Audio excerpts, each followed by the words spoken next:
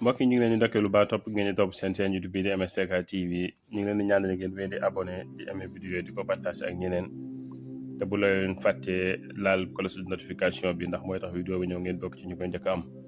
mbokk yi tey ñëw ci benn jàngat bu jëm ci parti bi di Pastef ak jëm ci kii di président Ousmane Sonko muy jiite parti bi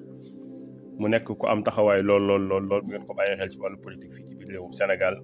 mu nekk koo xam ne si engagement yu mu jël da koy assumé bu baax a baax. tax na élection yi jëm muy élection législative yi dafa wax ne parti bi di Pastef daf cee bëgg a dem ak tegul gu yem maanaam dafa bëgg a dem du demee coalition. Sénégal yu bëree bëri ñuy jàng ci wàllu politique nag ñu wax ne jot na sëkk parti bi di Pastef war a mën a natt boppam nag xam fan la dooleem toll.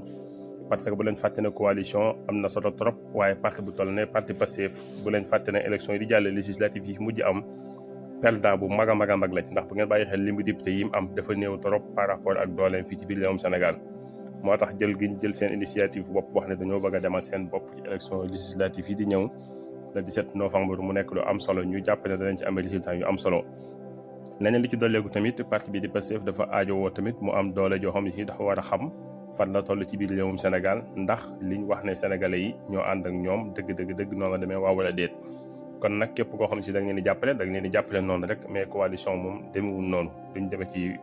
yoo xam ne si mooy coalition. beneen jàng bi ñu war a defaat mooy kii di président Ousmane Sonko nekk premier ministre bu Sénégal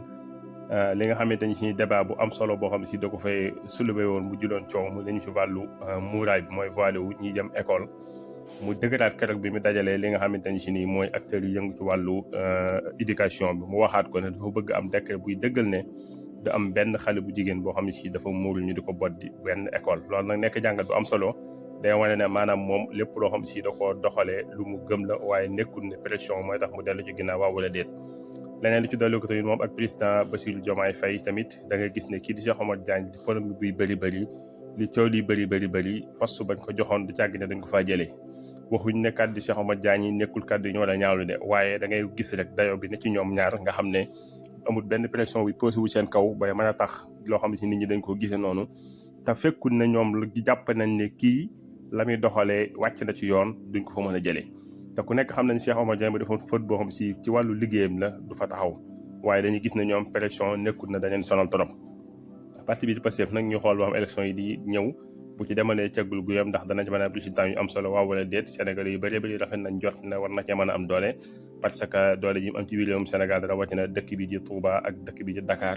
ak Ziguinchor ak dëkk yu bëri yoo am nañ doole lool ci pouvoir électoral bu Sénégal Pastef dafa am doole kon nag ñuy xool ba xam majorité bi ñu wax danañ ko am waaw wala déet waaye lu wér te wóor mooy buñ amul majorité dana nekk lu métti ci ñoom parce que duñ mën a gouverner lii di réewum Sénégal ci nam leen ko gënalee. mbokk yi ñu ngi leen jox dig daje beneen yoon ci beneen jàngat jàngeen jëf bu leen fàtte di abonné di amee vidéo yi di ko partage ak ñeneen te bu leen fàtte tamit di bës cloche de notification bi ndax mooy tax vidéo bi ñëw ngeen bokk ci ñu koy njëkk am jàngeen jëf.